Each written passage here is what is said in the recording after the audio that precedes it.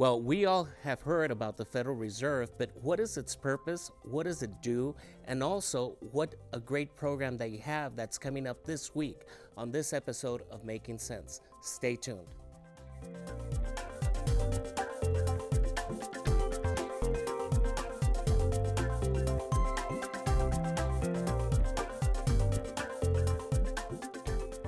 Hi, I'm Nino Gonzalez, and welcome to another episode of Making Sense.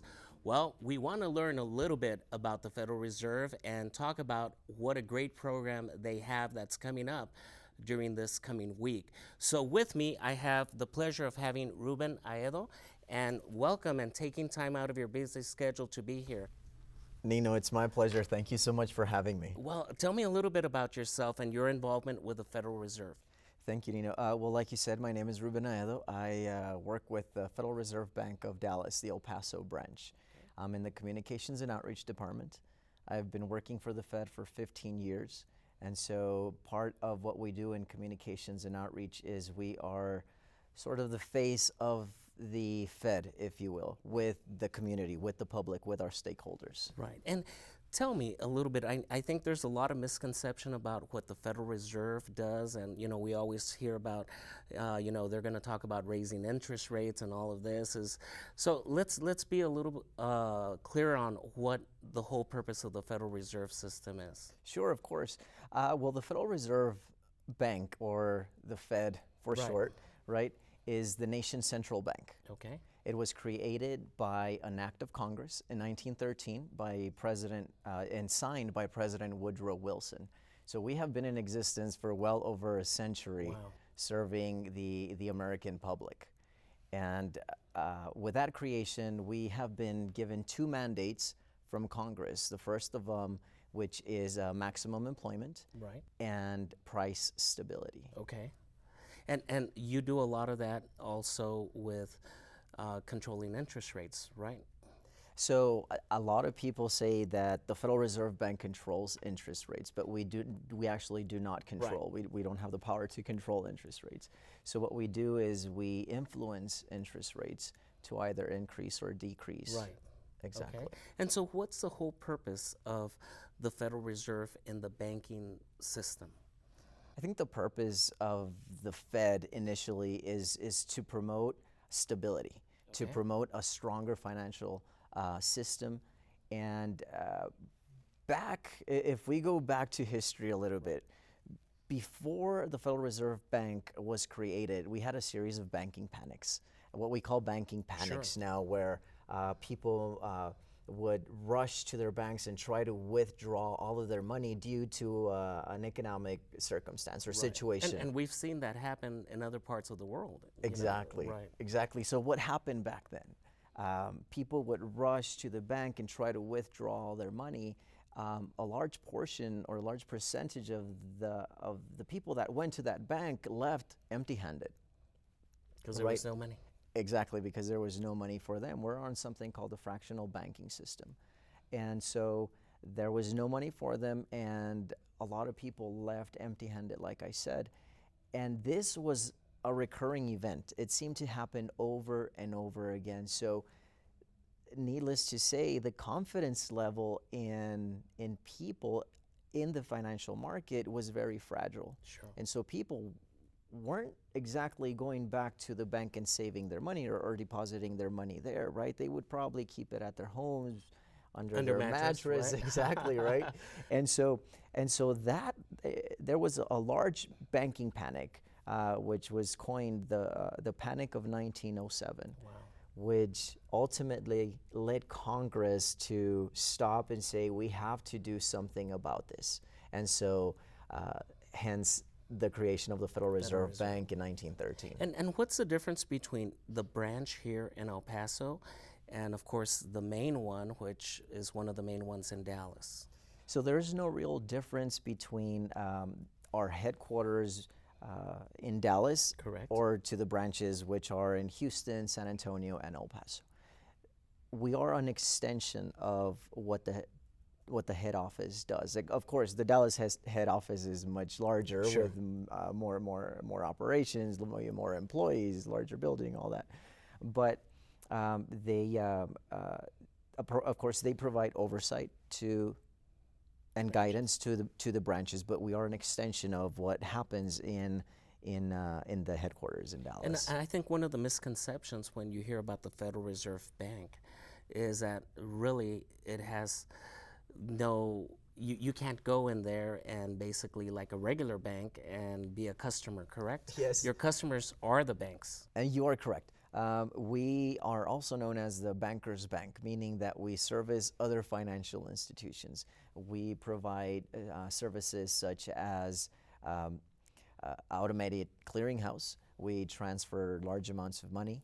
We also provide loans to them, and also store a portion of their deposits. Okay. And in addition to that, you also provide them coins and currency, correct? As they need it? Yes, that's correct. Yes. And a lot of individuals don't know about this automated clearinghouse and the fact that checks have to go through the Fed in order for funds to be transferred from one institution to another, correct? Yes, that is correct. And a lot of people aren't aware of that, that it does take a little bit of a process. The process has been sped up, but it's not like banks communicate with each other. It basically goes through the Federal Reserve, correct? That is correct. Wow. So, so many interesting aspects with regarding the Federal Reserve and that a lot of people don't know. And we were talking about that also it has an impact on individuals. And what impact does that have like on us when we try and borrow money or on credit card rates and so forth? And so the Federal Reserve has actually a large impact on your everyday consumer. Okay. And that's you, that's me, that's our parents, that's our children one day. And we all pay interest in one way or another, whether Correct. you go and you purchase a house, right? You're going to be charged an interest. Right. Our credit card payments, we pay interest. Sure. So if we go purchase a car, right, an automobile, we're going to pay interest. And so that interest is what we were talking about earlier today, where the Fed has an influence over that Sure. interest rate, right? So right now, it's probably a really good time to purchase a home, Right. right? Because interest rates are moderately low, and so it's probably a good time to go out and make a big ticket, purchase a big ticket item because interest rates are low, but interest rates may not stay at this level for a long time. Sure, and that's one of the differences that, sometimes when we borrow, it's usually good to be on a fixed rate than a variable rate, or especially like when we had the housing crisis with adjustable rate mortgages, because as interest rates went up, the Federal Reserve interest rates up, then those interest rates that the borrowers are charging, to the people that are borrowing money, went up as well. So we never know, right? What could happen, or what action there can be that impacts the economy, right? Sure. And then it has an impact on And interest especially rates. like with credit card rates, because a lot of them are variable, and they adjust to the prime interest rate, plus a certain percentage. And that prime interest rate is affected, of course, by what you mentioned, the Federal Reserve. Yes, that is correct. Because it costs money for the banks to borrow money, and then as we borrow money, then they're going to pass that cost on to us, correct? That is correct. So interesting to see the whole cycle of how the banking system works, and a lot of us aren't really aware of the function that the Federal Reserve has. But let's switch our focus a little bit and let's talk about maybe, I've heard about this program for several years here in El Paso, but a lot of people don't know about it. And tell us about this financial literacy education that the Federal Reserve is doing here in El Paso. So financial literacy education is very important for the Federal Reserve Bank, because not only do we have the two previously stated mandates of maximum employment and price stability, but in order for us to efficiently carry these two mandates, a huge part of that falls on an educated consumer. Right. So when consumers are educated and they know about their financial decisions that they have to take, and what, what drives them, and what are their options, it makes our job much more easier. Correct. Right? And so that is the reason that we are out and about with the community, trying to, number one, teach them about what the Federal Reserve Bank is and what we do, and more importantly, what we are not. Right. And the second part of that is we try to provide free financial literacy to our community. And part of this program is called Money Smart Week. I've known that this has been in existence nationwide for a little bit longer. Do you know when it started nationwide? Yes, nationwide. It started actually with the Federal Reserve Bank in Chicago back in 2002.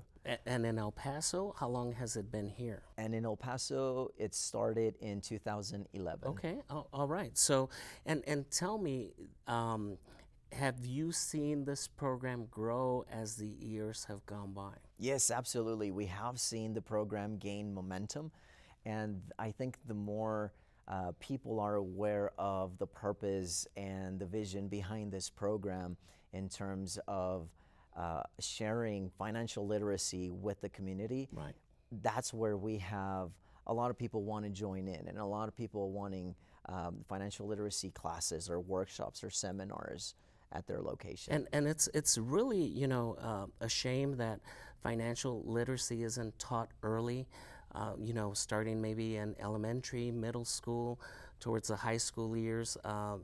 And usually we learn our money habits and our financial literacy habits from our relatives, specifically our parents. And that could either be good or bad.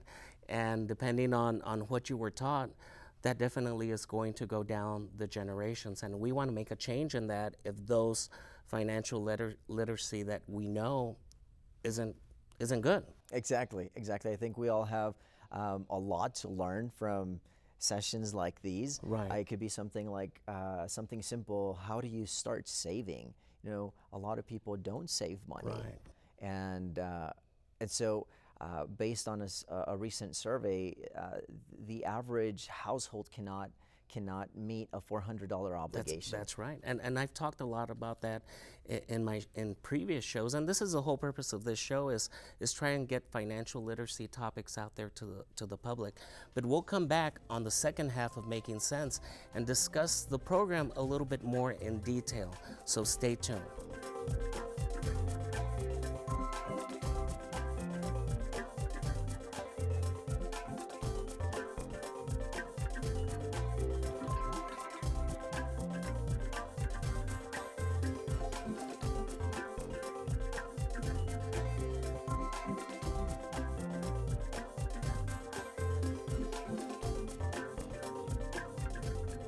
Welcome to the second half of Making Sense. And we were talking here with Ruben from the Federal Reserve Bank.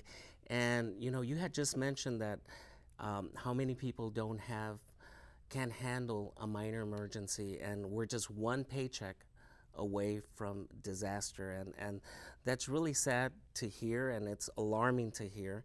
And, we won't even go into how much people have saved for retirement because that's a totally different show. But this is something we want to put out there to the public and get their lives turned around. Stop living paycheck from paycheck, correct? Yes, that's correct. And I just wanted to elaborate a little bit more on the statistic that I was sharing with you.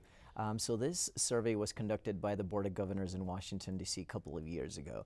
And what we found out was that the average American household cannot meet an obligation of $400. Right. So they either, number one, default on that obligation, they have to sell something to meet that obligation, or they have to get a loan for that obligation. Now that is a sobering statistic. And sometimes, those loans that they get could be high interest rates, or they might get a credit card advance or something like that, correct? Exactly, or even worse, they could end up at a payday loan center.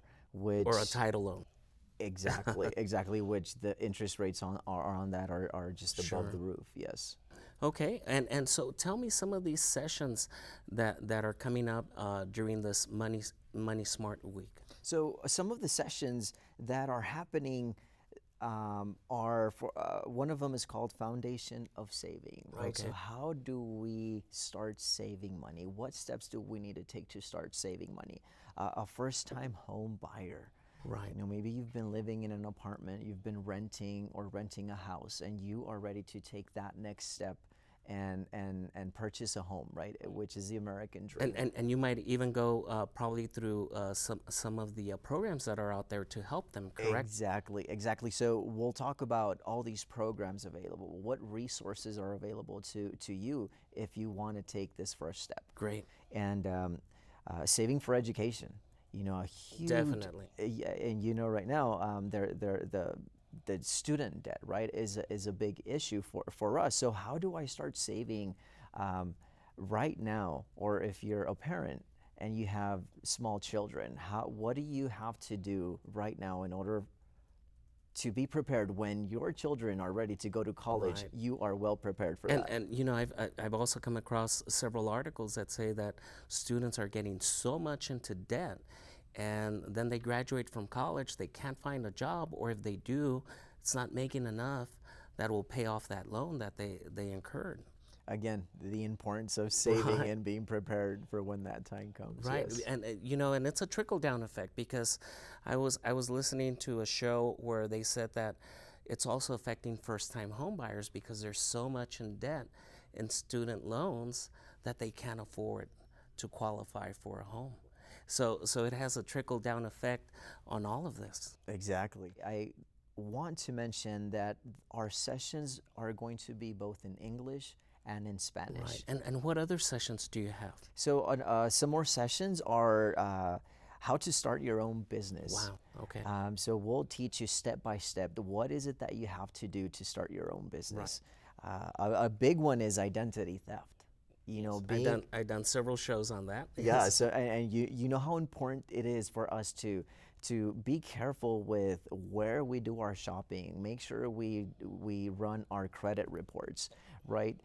Check our statements. Right. Check our bank statements. And one of the things, in a previous show, I've had an individual here from Social Security Administration, but also check your Social Security statements exactly. online, because that could be an indication of somebody using your Social Security number. Yes, that's correct. And the good news, Nino, is that we are going to have interactive sessions as well. One of them is called Learn About Your Credit Report. Okay. And so for this one, you will need to bring your Social Security number and your driver's license number, or it could also be a passport or military ID. Right.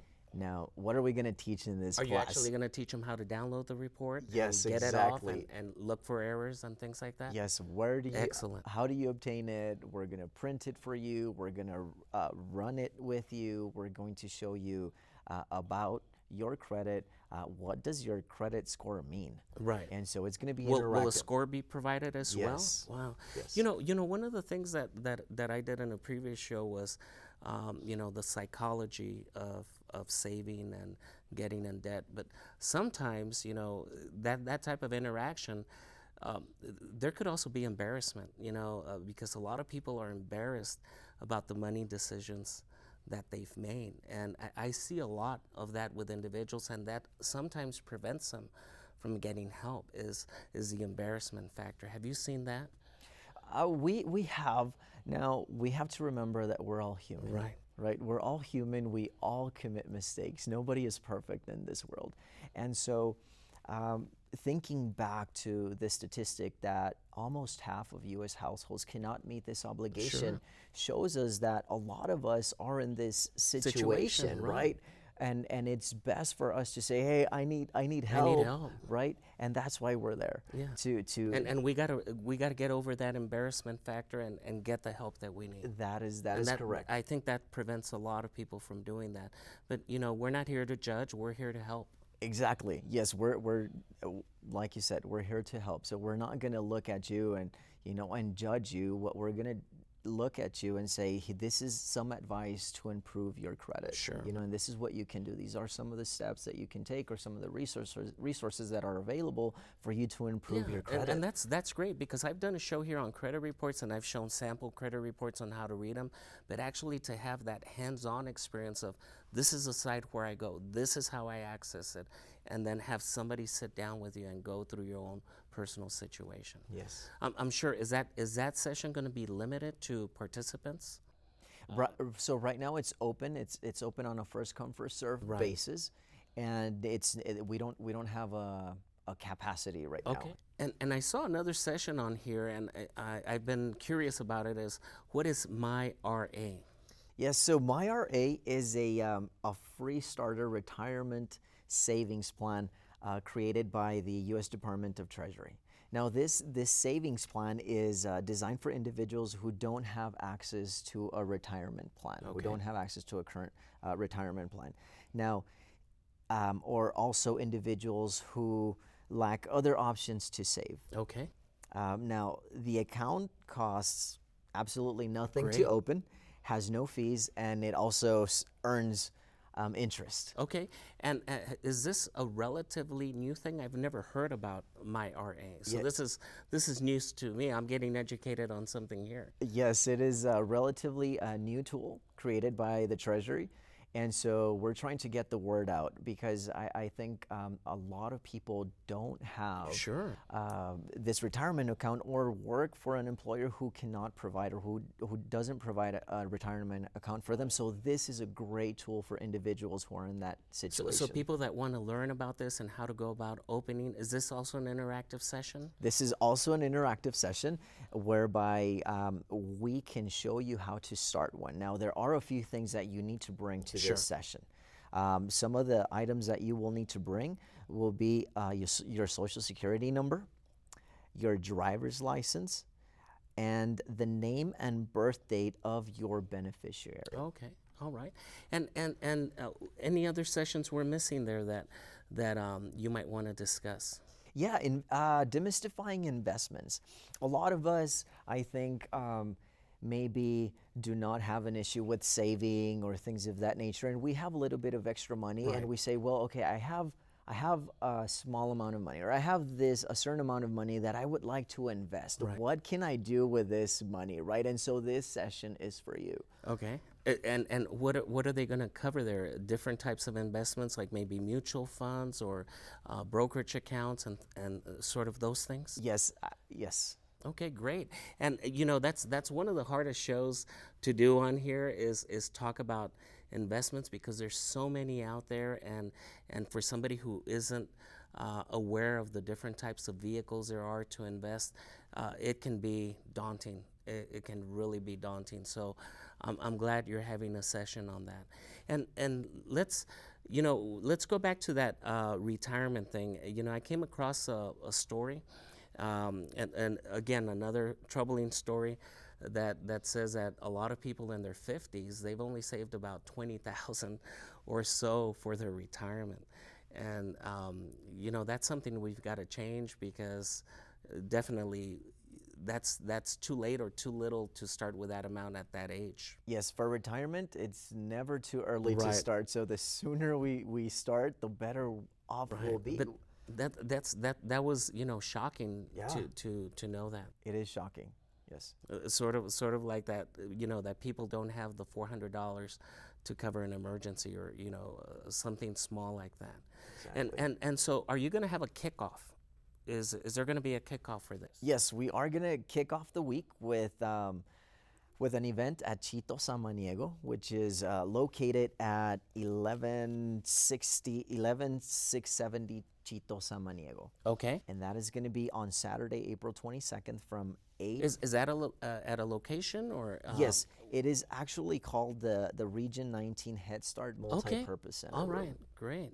And so when is the kickoff, and when is the week? Provide us some dates. So the kickoff it starts on Saturday. So this Saturday. This Saturday, yes, Saturday, April 22nd, and we are going to kick off the event at 8 o'clock in the morning with free breakfast. Wow. So head on over and we'll have breakfast for you. And once you had a good breakfast, then you can head over to our sessions. And so are the sessions only going to be held that day, or are there going to be other sessions throughout the week at different locations? So we have approximately 280 sessions Wow. during the week. About 18 sessions will take place at the kickoff. The rest of the sessions are taking place from April 22nd through the 29th. Okay. And if you access our website at www.moneysmartweekep.org, you Okay. can actually download the open sessions. Okay, and yes, we'll put that up on a slide. Again, moneysmartweekep.org. Yes. And also, tell me, how are you involving schools with this program? I heard about a competition for middle schools and high schools, correct? Yes, and let me backtrack a little bit because Money Smart Week is actually achieved through the collaboration and coordinated effort of different organizations Sure. in our region. And these are organizations such as other financial institutions, And credit unions. other and so credit forth. unions, other schools, like you mentioned. We have non-for-profits, we have government associations or agencies, and so we all come together and we stress the importance of financial literacy this one week. Now, part of working with other organizations is we do partner with schools, and we have something called a story video essay contest. Okay. And so students, from middle school students and high school students in our region, were tasked with writing an essay on a financial literacy topic. And so these students were then having to submit an essay, and a number of finalists were selected, and the finalists have to produce a video that illustrates their essay. Wow. And so we are having an awards night on April the 26th, Wednesday, April 26th at 5 p.m. at the El Paso Public Library, and the public is Wow. invited to And join are us. you going to showcase some of these videos We're there? going to showcase all the finalists, the videos that the finalists created, and they're actually on Facebook right now. Wow. So you can go out to our Money Smart Week EP Facebook page, and you can vote for the video that you most liked. Wow, so that's great that you're getting middle schools and high schools involved. Have you seen the participation from schools growing? Because I know that not all the schools participate. Yes, not all schools participate. We wish that they Or you because- would get the information to the appropriate individual. correct? Exactly, because this is such an important initiative for kids in middle school, kids in high school to learn about these topics. Sure. And so they're tasked with going out there and doing the research and coming back and writing an essay. Wow. And that is amazing. Wow. Well, thank you for all this valuable information, and thank you for coming by and taking time out of your busy schedule to talk about Money Smart Week. And I want to be a part of it, and I hope the college also becomes a partner with this fabulous program. And let's get financial literacy, and let's get people educated about money matters. And thank you very much. Nino, and, thank you so and much. It was a pleasure talking to you and knowing a little bit about the history, the purpose of the Fed, and this wonderful program that's coming up. And make sure you attend, and we'll see you next week on another episode of Making Sense.